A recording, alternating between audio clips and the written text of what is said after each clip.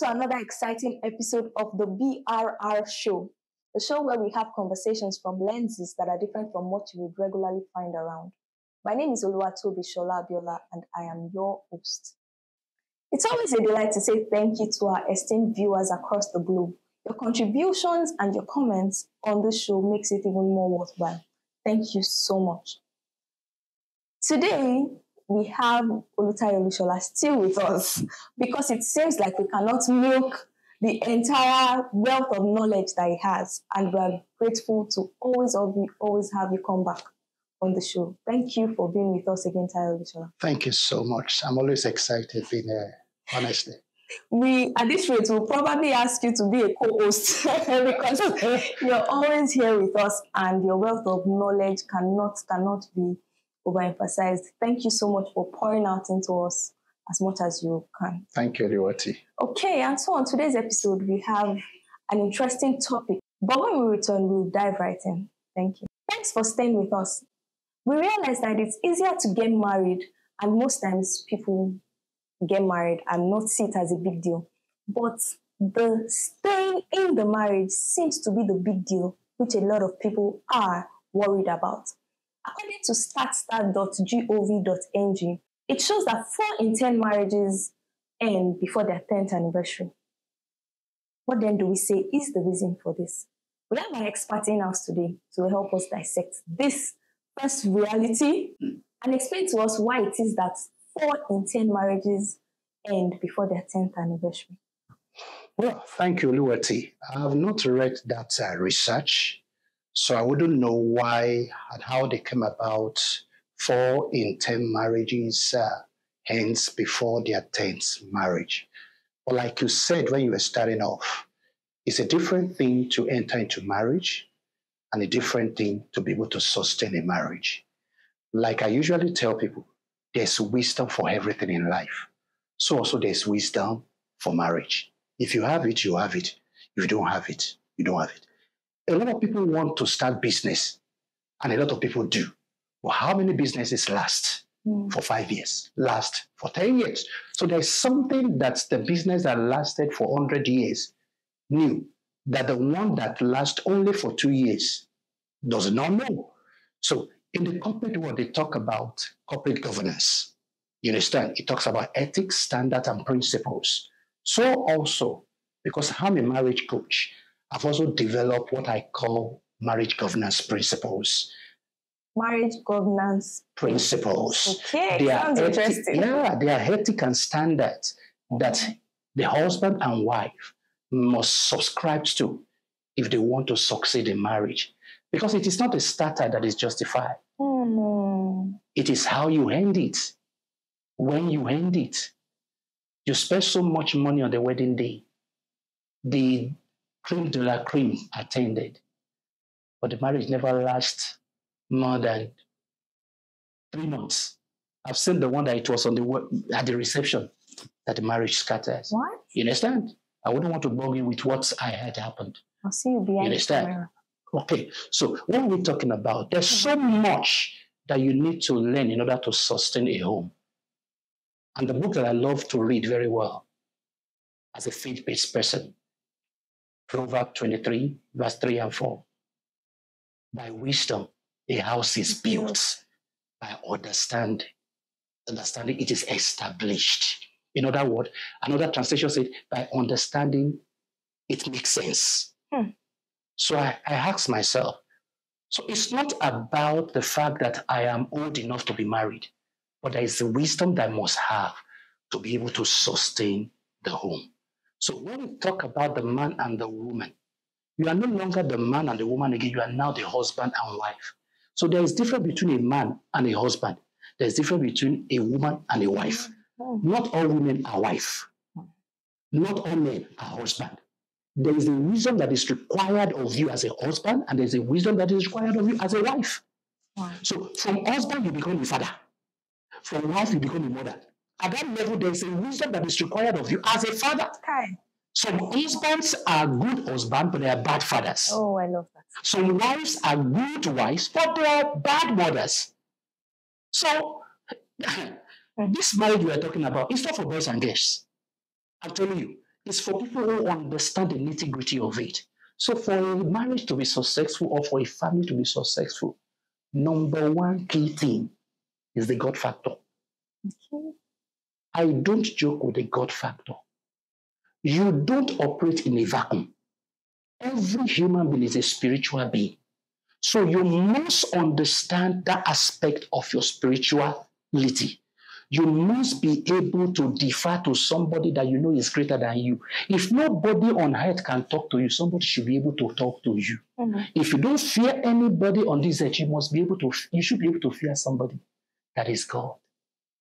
If you have that sense that there's a God that sees you when nobody sees you, mm-hmm. As a man, wherever you get to, you say, even though Tolulope is not here, God is here. Mm.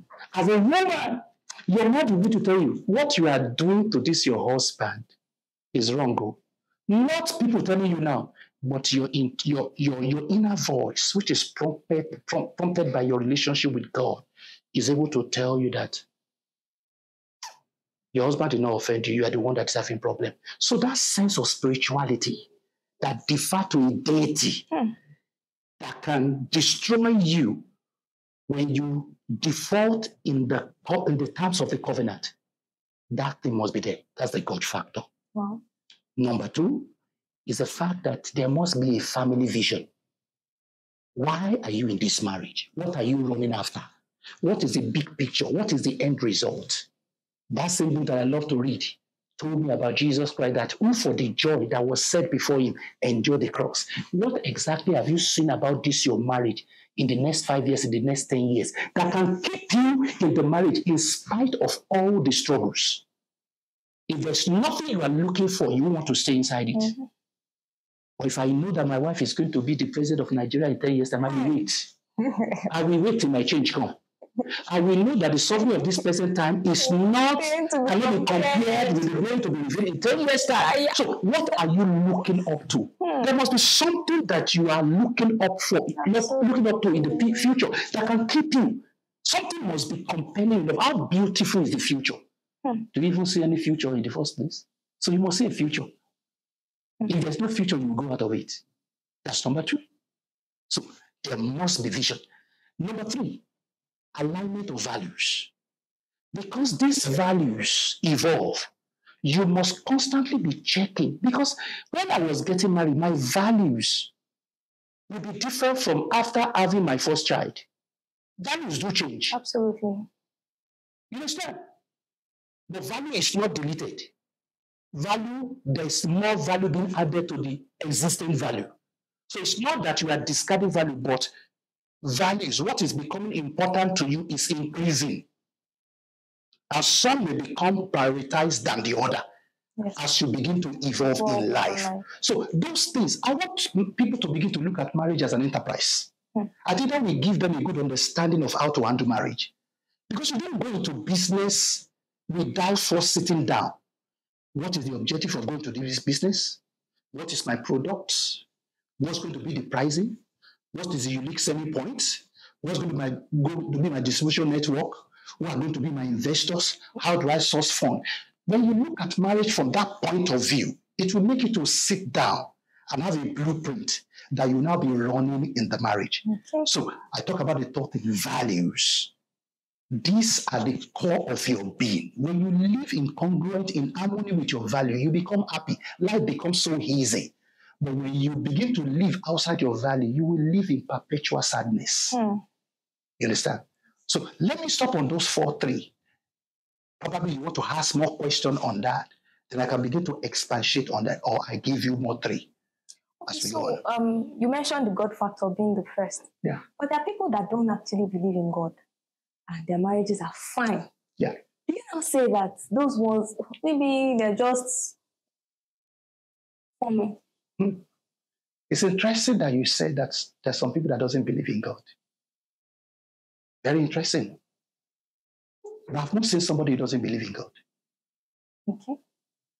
Even the atheists. See, they don't believe in God, but they believe that there's a deity somewhere. The person that worships Shango, that's his God. So I don't understand which God we are talking about. They believe in somebody that is something that is supernatural, that is higher than them, that they defer to. Some don't. Well, maybe, but the truth is that there's something that tells someone that you know what?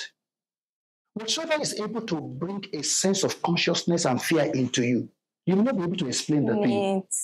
You will not be able to explain it, but as God, but you just know that it is not right. Oh, some people say their conscience is their God. So how do you explain that? Because there's something that speaks to everybody. Their conscience is their God that tells them that this is wrong, this is right. But what about the conscience that are dead? How would that conscience speak to you? There are consciences that are dead because you have chosen not to allow the conscience. It's not even that the conscience is not speaking, but you are no longer listening to the conscience. Absolutely. Understand? So the God factor, well, for us in this climb, in this culture, there's hardly no one that will not subscribe to the fact that there's a God somewhere that watches. Absolutely. There's a God somewhere. And I feel that every one of us, we know that one day, we will no longer be here. Somebody decide that. So if you don't believe in God, then you should have control over your life that you don't want to die.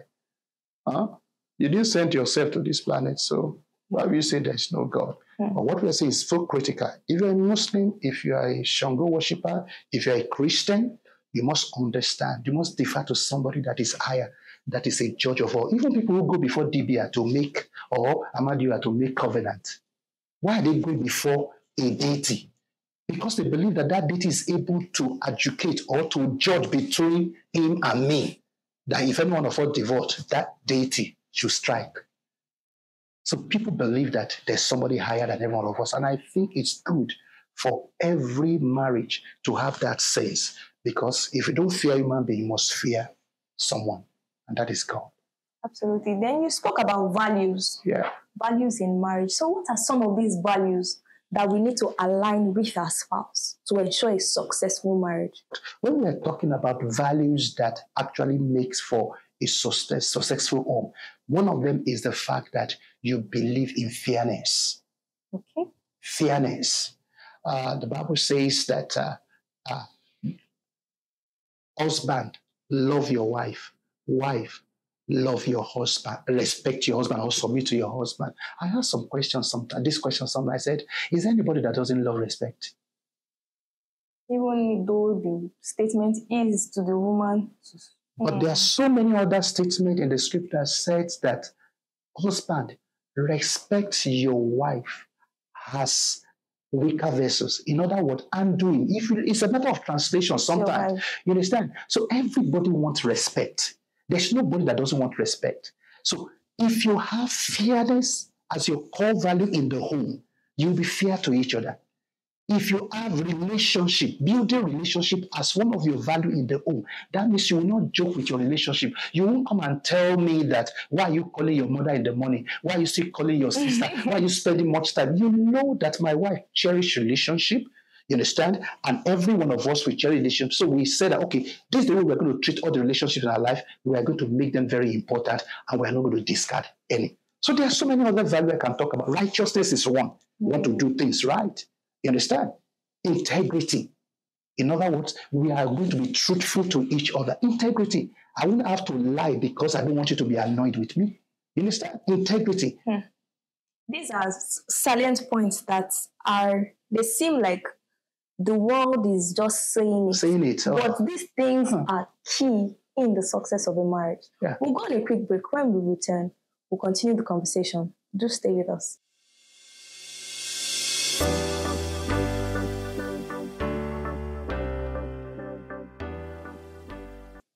Thanks for staying with us. You're still on to the BRR Show. Before we went on the break, we were discussing marriage governance principles, and Tanya Lushola here highlighted some with us. So, dear Tanya Lushola, could you please highlight a few more marriage governance principles? Okay, thank you. There is these three that I would like to talk about briefly, if I have the time. The first one is mutual trust. Okay. You understand? I've had people say that trust is earned, trust is not given. A new commandment I bring. Trust is given, trust is not earned. Yeah, it is when trust is eroded Mm-hmm. that trust needs to be earned. Absolutely. Oluwati, you are married. Mm. You are married. How much of trust do you have in your husband before you decide to go into the marriage? Hmm. Huh? Or how much did he do to earn the trust to make you say yes to him? Hmm. Trust grows. Absolutely. You don't trust what you don't know. You don't trust what you don't understand.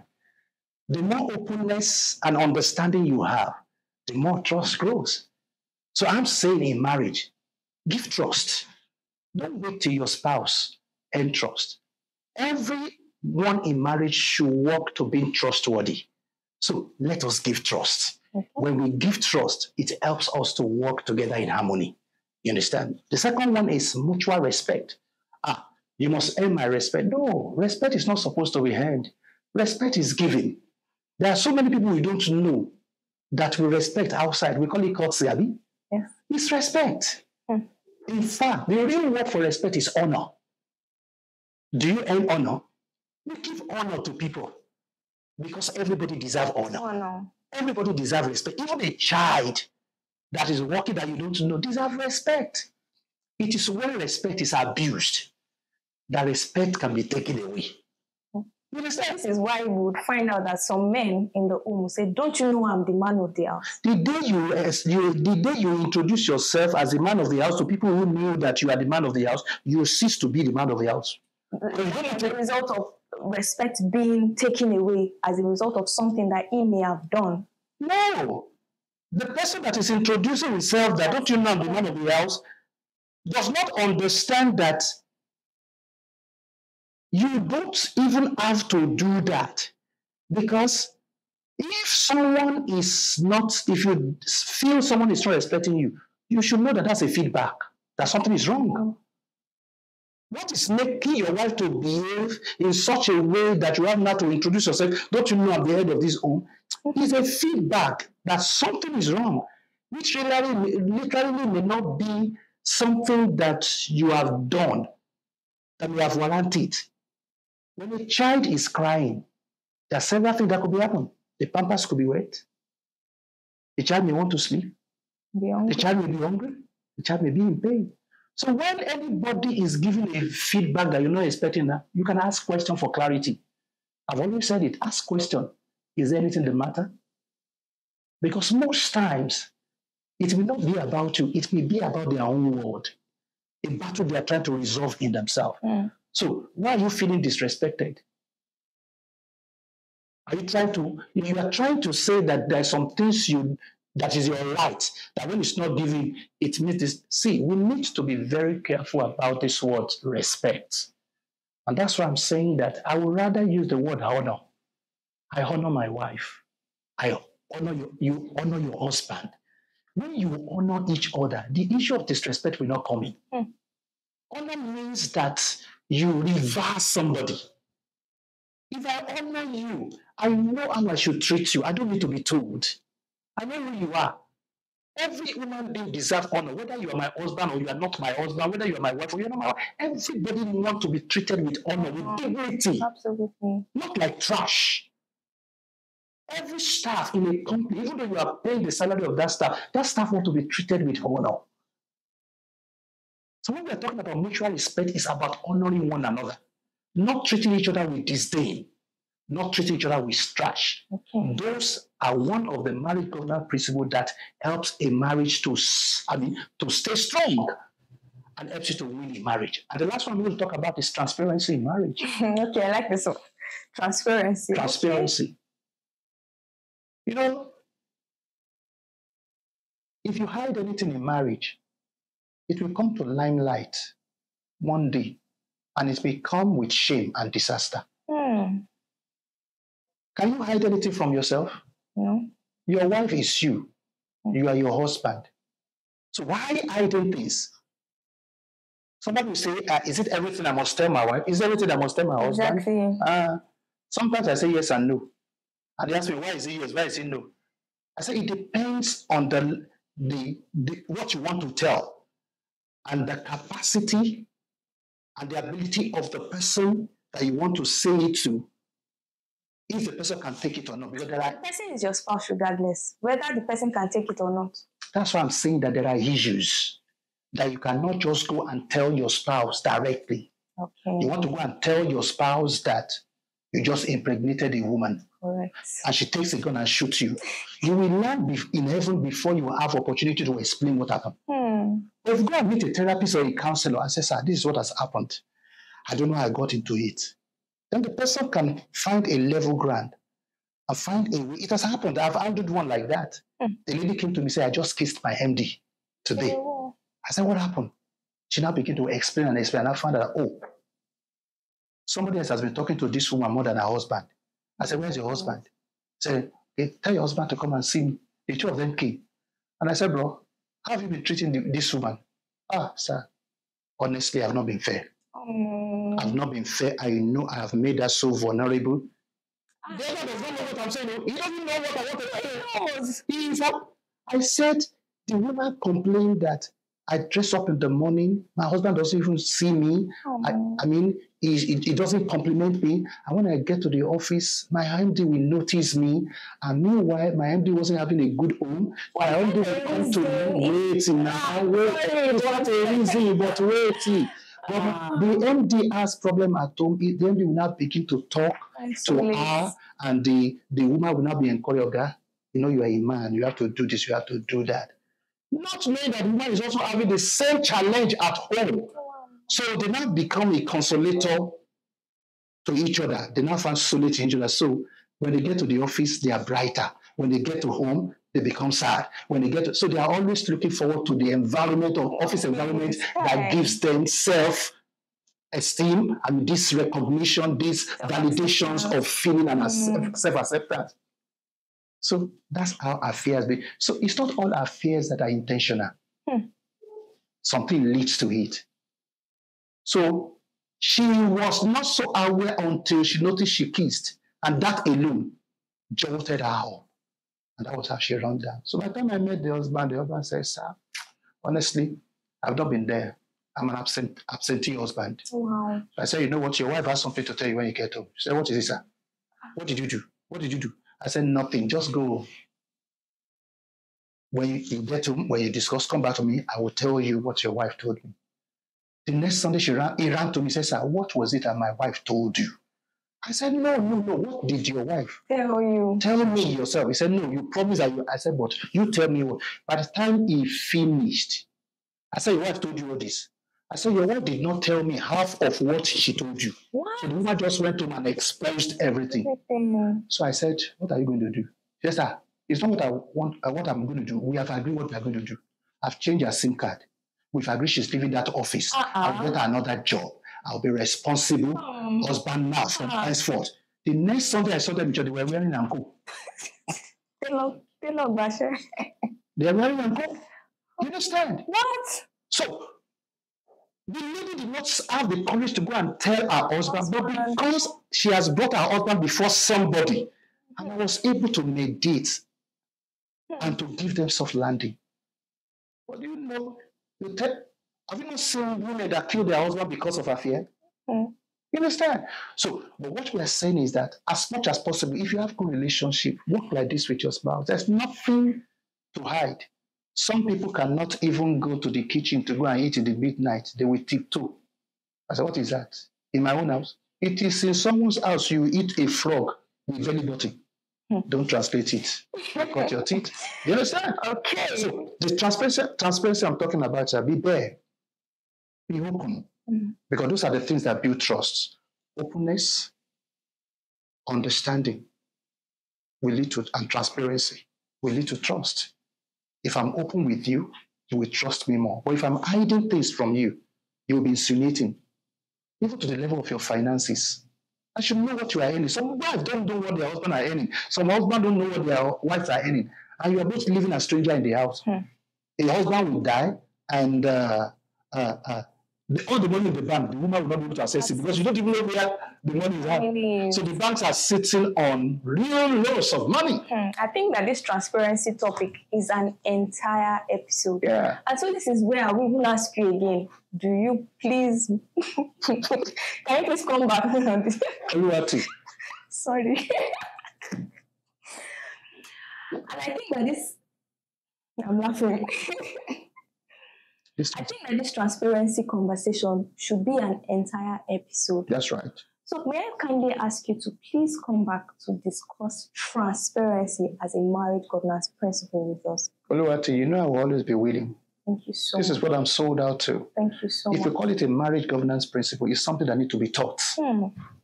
And people need to understand it. Thank you. It can be very difficult because we are coming from a cultural background that will not believe these things. That's not what was sold to us early in life. And you want to fight back. But you see, when you want to break cultural belief, it's a war. And I'm ready to take the war. Let's go. Because we need to help people to understand that marriage does not succeed on its own. People make it to succeed. Okay, so this is a war. And we're ready to take the war.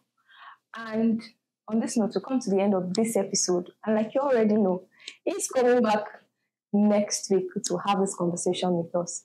Till we come your way again, same time, same station. Stay blessed and stay lifted. Bye for now.